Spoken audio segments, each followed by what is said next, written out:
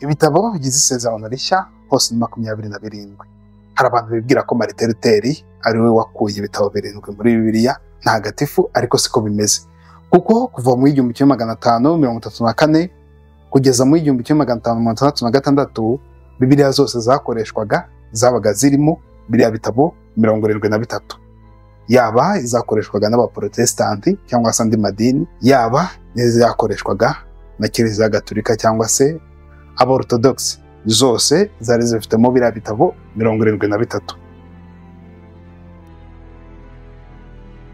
Tugiye mu mateka, Bibiliya yahinduwe na Martin Luther yasohotse mu 1534, yari igizwe n'ibitabo 75. Isezerano rya kera Apokrifa, ibyo bitabo bitakoreshwaga n'Abayahudi, n'isezerano rishya aho Abaheburayi, Yakobo, Yuda n'ibyahishuwe yabishyize inyuma, avuga ko nabyo bidakwiye cyane kubera ko bivuga ibikorwa. Martin Luther yavuga ko kwizera ariko umuntu akesha kuba intungane, bigaragara muri Habakuki 2:4. Paulo akaba aribyo agenda avuga mu mabaruwa ye. Yakobo 2:24 ho havuga ko ibikorwa aribyo umuntu akesha kuba intungane atari ukwizera gusa. Ibyo Yakobo avuga bihura n'ibyo Yezu avuga muri Matayo 7:15-20. Uko ibitabo 36 byaje kugira Bibiliya ikoreshwa n'abaprotestanti, mu gihe Bibiliya Martin Luther yahinduye yari igizwe n'ibitabo 75. Mu mwaka w'1604 Kiliziya yo mu Bwongereza, Church of England, iyobowe n'umwami w'Ubwongereza Yakobo James, bashyizeho itsinda ngo rihindure Bibiliya mu Cyongereza ryitwa King James Version KJV. Yari igizwe n'ibitabo 80, 39 mu isezerano rya kera, 14 muri Apokrifa na 27 mu isezerano rishya. Twibuke ko Ubwongereza bwitandukanyije na Kiliziya y'i Roma ubwo umwami w'Ubwongereza King Henry wa munani yashakaga gushyingirwa n'umugore wa kabiri, Papa akabyanga. Ariyo mpamvu bamwe mu bizi iyobokamana bavuga ko King James Version ishobora kuba yarahinduwe, harimo n'uburyo bwa politiki bwo kwitandukanya hagati y'Ubwongereza na Kiliziya y'i Roma. Mu mwaka w'1826 nibwo babonye gusohora Bibiliya ifite Apokrifa bihenze, nuko ibitabo 14 babikuramo. Bibiliya isigara ari ibitabo 66, atari uko ibitabo bitari ngombwa, ahubwo kugira ngo hagabanywe igiciro cyo kubisohora mu icapiro. Twibuke neza ko icyo gihe gusohora ibitabo byari bihenze cyane, igiciro cy'icapiro cyabaga gihenze cyane, ku buryo babonaga niba ibyo bitabo Apokrifa ari byo bitabo Abayahudi badafite muri Bibiliya, ibyo bitabo kubikoresha no kubishyira mu icapiro byari bihenze. Mu kugira rero icapiro rigabanya ibiciro, bakuramo ibyo bitabo 14 bitanakoreshwaga cyane, bavuga ko bitari ngombwa cyane. Ngo kuko rero ibitabo 66 byaje kuboneka muri Bibiliya, ari Bibiliya ikoreshwa n'abaprotestanti muri iki gihe.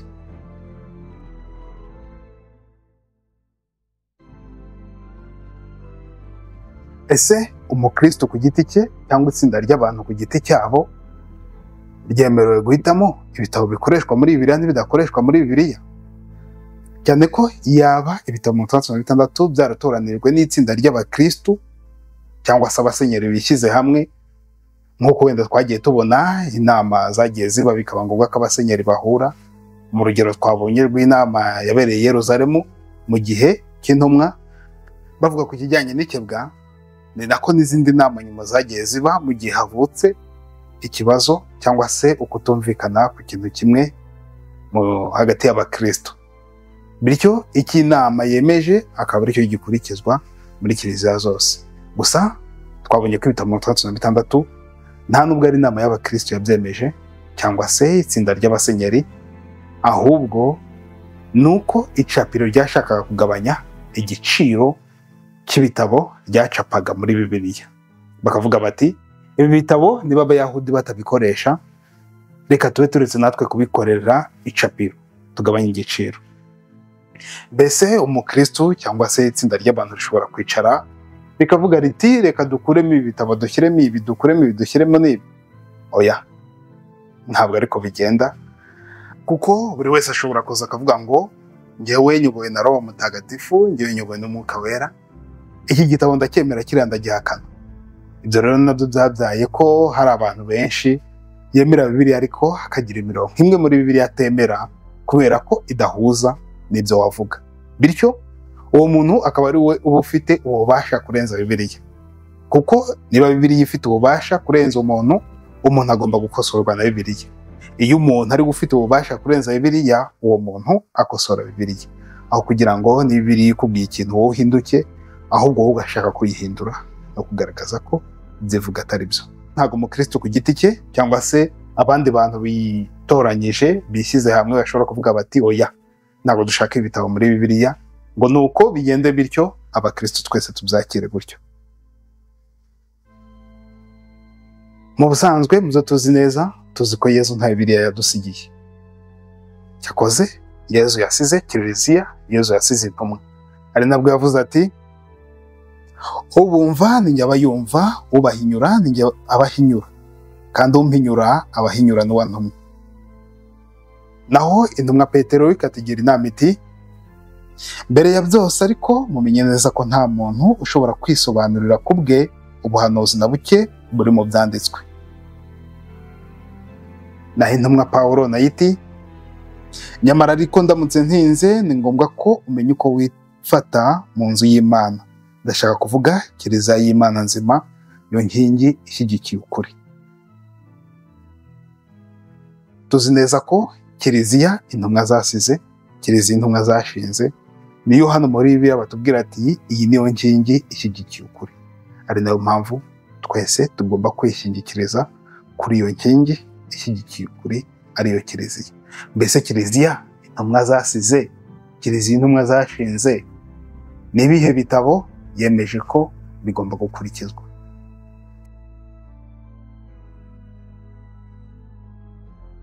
Kugira ngo tubimenye tugomba kujya mu mateka, tukareba amateka ya kera icyo atubwira. Bibiliya ya kera ishobora kuboneka ubu yitwa Septuagint Bible, ariyo igaragaza isezerano rya kera ry'ikigereki cyangwa se bayita na Translation of 70. Iyi Bibiliya y'Abayahudi yahinduwe mu kigereki n'Abayisiraheli 72, batandatu muri buri muryango mu miryango 12 ya Isiraheli. Mu gihe cy'umwami Ptolemy wa kabiri Philadelphus kuva muri 285 kugeza muri 247 mbere ya Yezu, nibwo batangiye guhindura ibitabo mu kigereki, bakomeza kugeza mu kinyejana cya kabiri nyuma ya Yezu. Iyi Bibiliya y'isezerano rya kera yarimo mwene Siraki, Abamakabe, Yudita, Tobi, Ubuhanga na Baruki. Iyi niyo Bibiliya kandi Abayahudi bakoreshaga mu gihe cya Yezu. Gusa ugeze mu kinyejana cya kabiri, ubwo abakristo bari batangiye kwaguka, batangiye kwiyongera, Abayahudi baje kuvuga bati oya, hari ibitabo bimwe na bimwe bigaragara mu kigereki bitari mu Giheburayi tutari bwemere. Gusa twibuke ko muri kiriya gihe cy'Abaroma Igiheburayi ntabwo cyakoreshwaga cyane, ari nayo mpamvu mu nyandiko zakoreshwaga cyane zari mu kigereki. Bityo rero hakaba hari ibitabo byahinduwe mu gihe Roma yari yaramaze gufata biriya bihugu byinshi. Ibyo bitabo byari byarahinduwe mu kigereki kugira ngo bikoreshwe n'abantu benshi. Ibyo bitabo rero mu kinyejana cya kabiri Abayahudi baje kubyanga, bakoresha ibyo bita Masoretic text, ari byo bitabo byagaragaraga mu Giheburayi. Bityo ibitabo byose bigaragara mu kigereki barabyanga. Twibuke neza ko ibi byabyanze ari mu kinyejana cya kabiri, nyuma y'uko abakristo kuva mu gihe cya Yezu bakoreshaga ibitabo byose bigaragara muri Translation of 70, ariyo Septuagint Bible.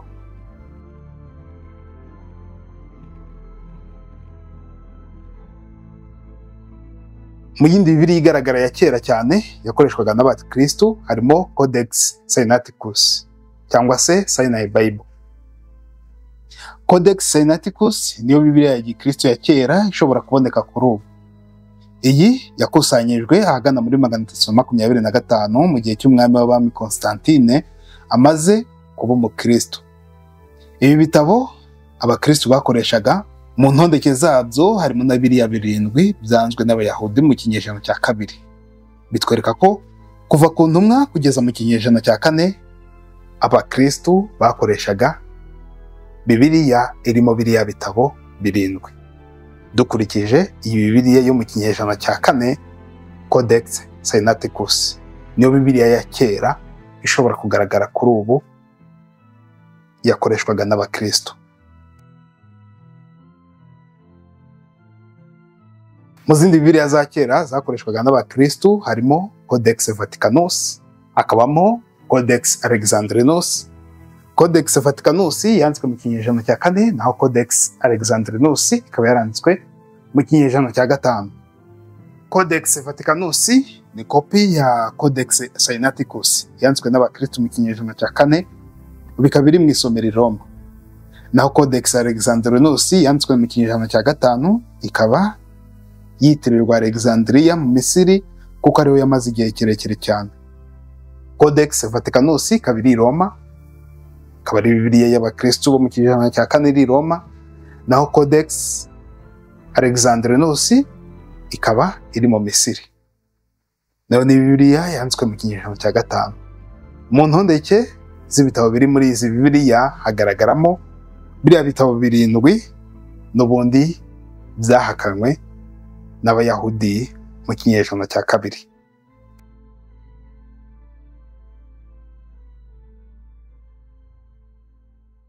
Mu bitabo bya kera byavumbuwe vuba, Dead Sea Scrolls cyangwa se Qumran Cave Scrolls ni imbumbe y'ibitabo by'Abayahudi bakoreshaga mu gihe cy'ingoro ya 2. Zavumbuwe ku nkombe y'inyanja kuva mu 1946 kugeza mu 1956. Izi nyandiko ziri mu nzu ndangamurage ya Isiraheli i Yerusalemu. Muri uyu muzingo hasangwamo naho bimwe muri biriya bitabo 7 twasanze muri Codex twavuze haruguru. Urumva ko mu gihe cy'ingoro ya 2 Abayahudi bakoreshaga biriya bitabo byitwa Apocrypha, kuko muri ibi bitabo byavumbuwe Dead Sea Scrolls naho hagaragaramo bimwe muri biriya bitabo 7 n'ubundi bikoreshwa bigaragara muri Bibiliya. Twibuke neza ko mu kinyejana cya 2 kubera ko abakristo bari kwiyongera, byatumye Abayahudi bagira ibitabo bimwe na bimwe banga. Bityo rero ntago ari igitangaza cyo ko Abayahudi banze ibitabo bikoreshwa n'abakristo kubera ko byari biri gutuma abakristo biyongera, kuko n'ubundi bahakanye Yesu, baramubamba, baramwica. Ubwo rero nta gitangaza kirimo, ntago abakristo bagendera ku byo Abayahudi kuri ubu bakoresha kugira ngo babigere ibyabo, kuko bw'icyo gihe twahita duhinduka Abayahudi, twahita dukurikiza umuco w'Abayahudi, natwe bikarangira tuvuze tuti dutegereje ko Mesiya azagaruka, dutegereje ko Kristo azaza. Kandi Bibiliya irabitwereka, hari n'amateka menshi atwereka ko Kristo yaje. Uretse no kuvuga ngo nuko dusoma muri Bibiliya, hari amateka ku ruhande nk'aba Pliny the Younger, Suetonius n'abandi banyamateka bo muri kiriya gihe bagaragaje ko Kristo yabayeho kandi ko Kristo bamusengaga nk'Imana. Ukurikije amateka n'inyandiko zigaragara, Kristo niwe muntu wa kera ufite amateka n'inyandiko nyinshi zimwanditseho zigaragaza ko yabayeho.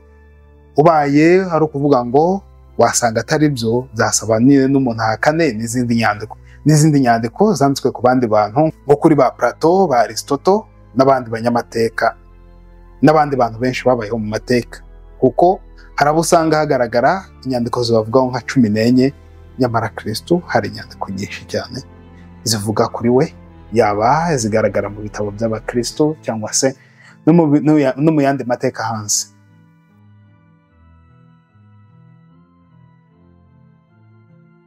Uretse ubwo buvumbuzi bwa kera bugaragaza ko biriya bitabo 7 byakoreshwaga n'ubundi n'abakristo, hari n'inama zagiye ziba. Twavugamo nka Council of Rome.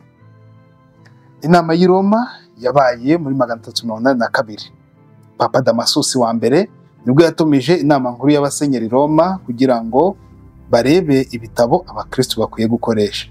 Yari nyuma y'aho abantu bari batangiye kutavuga rumwe ku bitabo byemewe. Inama yitabiriwe n'abasenyeri benshi bavuye mu mpande nyinshi, barimo nka Papa Damasus, Ambrosius, Briton, Valerianus, Ascorius, Anemius, Basilius n'abandi benshi. Nibwo iyi Bibiliya tubona ikoreshwa na Kiliziya Gatolika yemererwa bwa mbere mu mwaka wa 382. Hari n'izindi nama nkuru zemeje ibitabo 73. Muri zo hari inama yabereye Hippo, Synod of Hippo muri 393, yarimo abasenyeri 70 bavuye muri Afurika y'Amajyaruguru ndetse n'Ubutaliyani. Iyi nama yemeje ibitabo 73. Inama yabereye Carthage, Synod of Carthage, yabaye muri 397, yitabiriwe n'abasenyeri hagati ya 44 na 48, nayo yemeje ibitabo 73.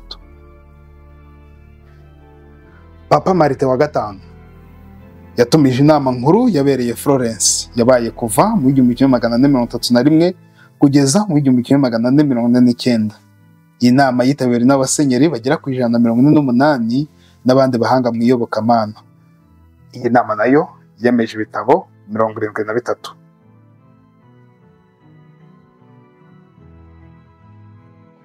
Papa Paul wa gatatu yatumirije inama nkuru yabaye kuva mu 1545 kugeza mu 1563 i Trent mu Butaliyani, Council of Trent. Yitabiriwe n'abasenyeri 168 n'abandi bari mu mirimo ya gishumba, bose hamwe bageraga kuri 255.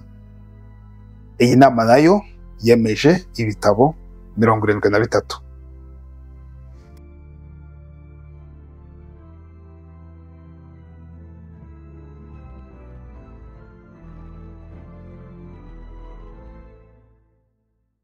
Muri Yohani 14:16 Yesu ati, nanjye nzasaba Data azabaho undi muvugizi azaza kubana namwe iteka.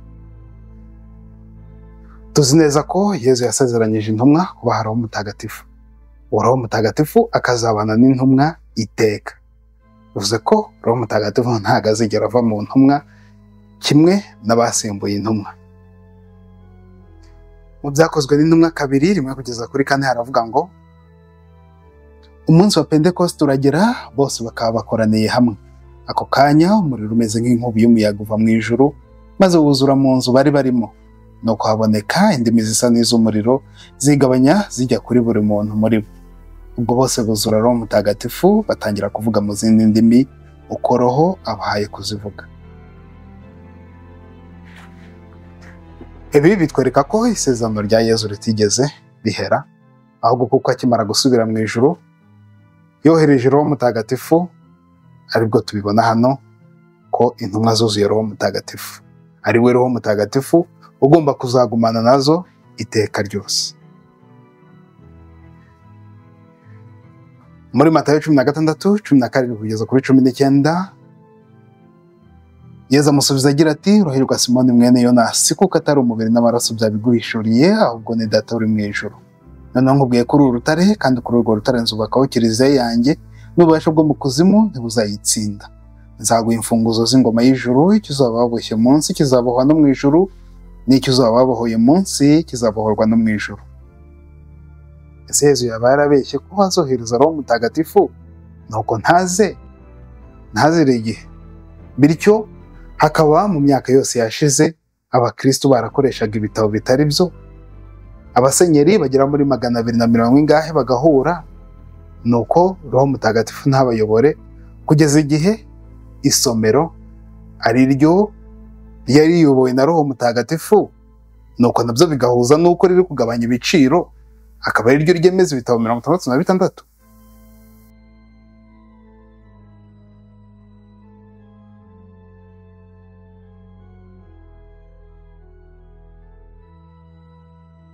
Tutirengagije ko kandi Sekibi aba ari ku ruhande arwanya abakristo, arwanya Kiliziya, kugira ngo n'ibyahanuwe byuzure, nk'uko yavuze ati n'ububasha bw'ikuzimu ntabwo buzayitsinda. Bityo rero nuko ububasha bw'ikuzimu bwagombaga kuza kwinyeganyeza, cyangwa se bugomba kuza kwinyeganyeza nk'uko byagaragaye kuva kera. Mu ntangiriro abakristo batangiye bicwa kugira ngo ubukristo buhere, nk'uko bigaragara muri Bibiliya. Uwa mbere ugaragara ni Stefano, yapfuye bamuteye amabuye. Bityo birakomeza kugeza mu bami bandi bakurikiye Domisiyani n'abandi. Nyuma rero bigeza no myaka 1000 ubwo Isilamu yakoreshaga inkota kugira ngo ikureho ubukristo, irwanya abakristo, nabyo biranga. Na n'ubu muri iki kinyejana turimo cya 20 abakristo benshi barapfa mu bihugu bya Irani, za Pakistani no mu bindi bihugu by'abasilamu na Nigeria. Hakaba n'ibyo duherutse kumva muri Kongo naho abakristo bishwe barimo basenga. Bityo rero ni ikintu kitwereka ko kuva mu ntangiriro abakristo babaye bahigwa kandi bicwa kugira ngo ubukristo buveho burundu. Nibwo umuntu akwiye kureba akavuga ati ese ni ngombwa ko tuguma kuri ba bakristo bahereye kera bapfira ukwemera kuva mu ntangiriro, bakagira ibitabo bakurikiza, bakagira ibitabo bemeza kandi bakanga kubihakana kugeza ubwo bapfa? Bavuga ko nko mu nama y'Inice, Council of Nicaea, harimo n'abakristo batari bafite amaguru, bari baramugaye, abari bamaze imyaka myinshi bafunzwe, bamaze nk'imyaka 10 nka Nicholas, ubwo yaramaze imyaka igeze mu 10 afunze, kwibwira ko yahakana ubukristo kubera ko haruje kumubwira ibitekerezo n'imyaka yose yaramaze yaranze kubihakana, yaremeye gutanga ibyo byose yaratunze kugira ngo akurikire Kristo. Ntago byumvikana. Ntago twavuga ko bari abakristo bagiye babipfira gutyo babihamyeho batari bari mu kuri, kandi bari barigishijwe n'intumwa benshi cyane bari begereye intumwa. Muri Mariko 7 kuva kuri 6 kugeza kuri 8 haravuga ngo, arabasubiza ati Izayi yabahanuye neza mwandyarya mwe, kuko byanditswe ngo uyu muryango unyubahisha akarimi gusa nayo imitima yabo indi kure. Icyubahiro bampa namanjwe inyigisho bigisha n'amategeko y'abantu gusa. Murenga ku itegeko ry'Imana mukibanda ku muco w'abantu. No kureba niba tutarenga ku itegeko ry'Imana, tutarenga ku by'intumwa zigishije, tukibanda ku cyemezo cy'icapiro.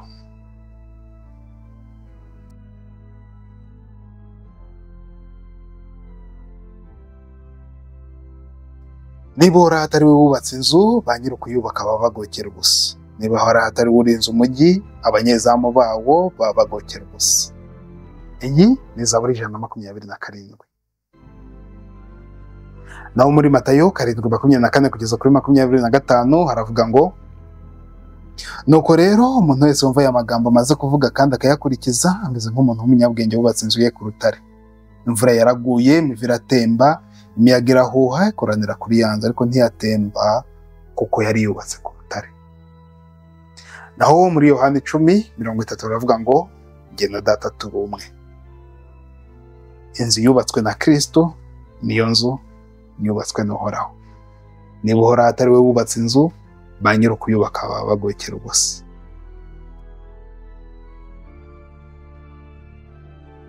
Mu Banyakorinto ba 2:3-18 Pawulo aratubwira ngo, nuko rero twebwe twese aburuhanga rudapfukiranye turashashagira ikuzo rya Nyagasani, bigatuma tugira imisusire ye mu ikuzo rigenda ryisumbura ku bwa Nyagasani ari we Roho. Bihura nuko Yesu avuga ati ubumvise n'injye abayumvise. Hano Pawulo aragaragaza ko intumwa ubwazo zishashagirana ikuzo rya Nyagasani, ariyo ikuzo rya Kristo. Muri Matayo 16:18 naho hakavuga ngo, noneho nkubwiye kuri urutare, kandi kuri urwo rutare nzubakaho kiliziya yanjye, n'ububasha bwo mu kuzimu ntibuzayitsinda. Naho Izayi 22:22 kugeza kuri 23 naho hakaba handitse ngo, nzashyira ku ntugu ze urufunguzo rw'inzu ya Dawudi, nakingura he kugira ushobora gukinga, nakinga he kugira ukingura.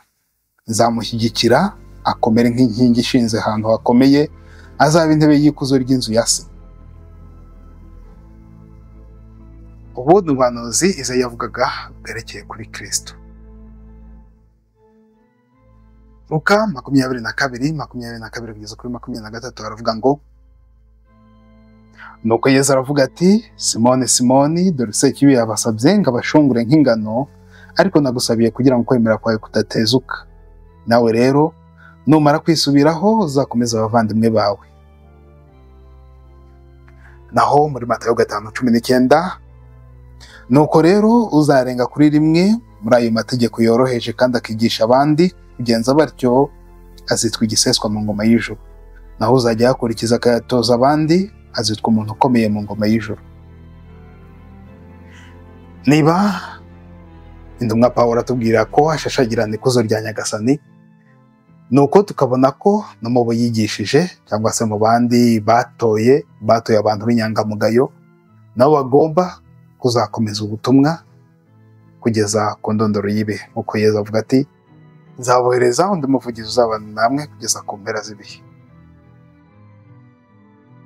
Ibyahishuwe 21:14 hakagira ngo inkike zikikije uwo murwa zari zubatse ku mfatiro 12 zanditseho amazina y'intumwa 12 za ntama.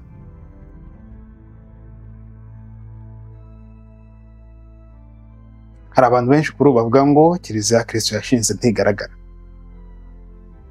Mbese waba ufite ibimenyetso bigaragaza ko Kiliziya ya Kristo itagaragara?